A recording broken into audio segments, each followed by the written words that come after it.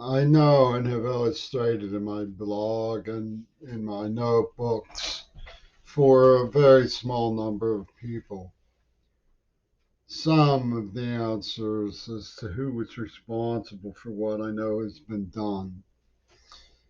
What has been done is that uh, cradle to grave plotnon was superimposed on me, and I was deafened so that I could be subject to a media interrogation by the parochial extremist police state, which is being finalized by Britain with the help of Russia and the US government and everything in between all around.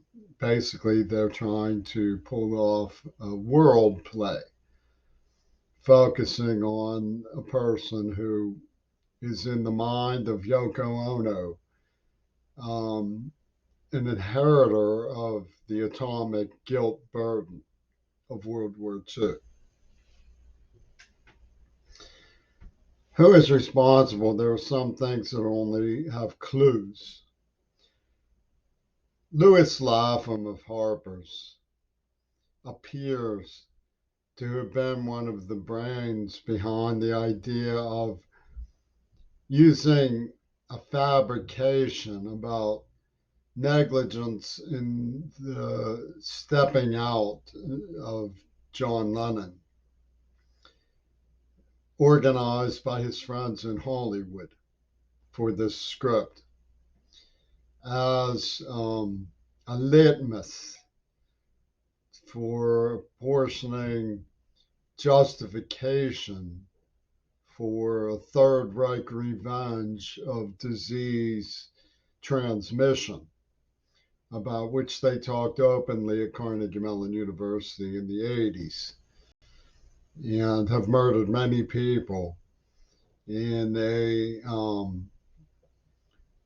showdown of wound compare of the sort that you have come to expect from people who want equity without um, jurisprudence. In other words, they want to have a food fight, and they're pleased to announce that they're having a food fight. And even if the food is a human being, they don't care. Louis Lapham talks about the Beatles in the Maharishi's clan as being akin to the tinkling of little bells. It's a story called The White Rabbit in his book Fortune's Child.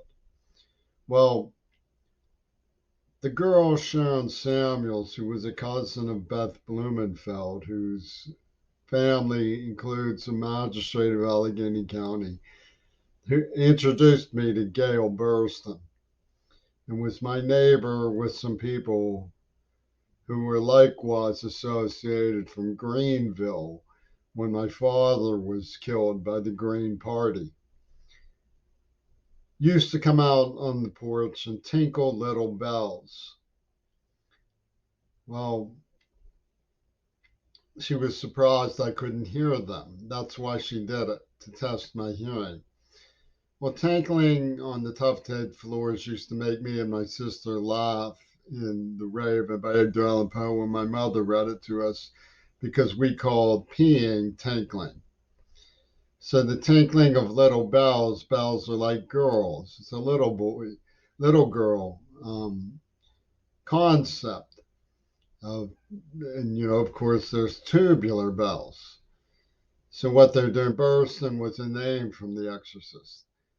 So what they're doing is playing with the complete complicity of the National Organization of Women, egged on by Yoko Ono and Peanut Gabriel, with the complete complicity of AOC, Omar, Jill Biden, Kamala Harris, Greta Thunberg, with 100% complicity of all of these women They're using a demonic show tune theme to justify school massacres, the COVID lockdown.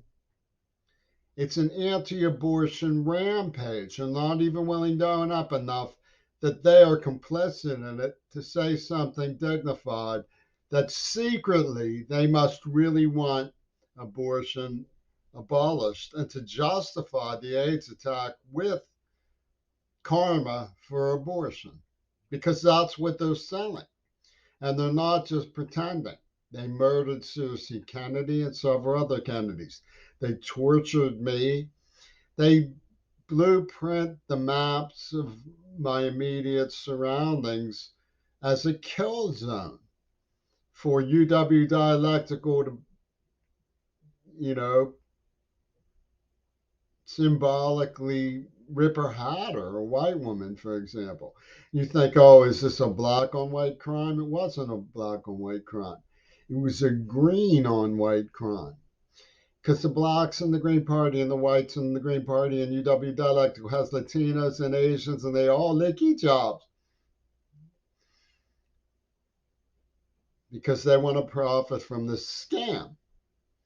And who is promising, who has already paid them enormous sums?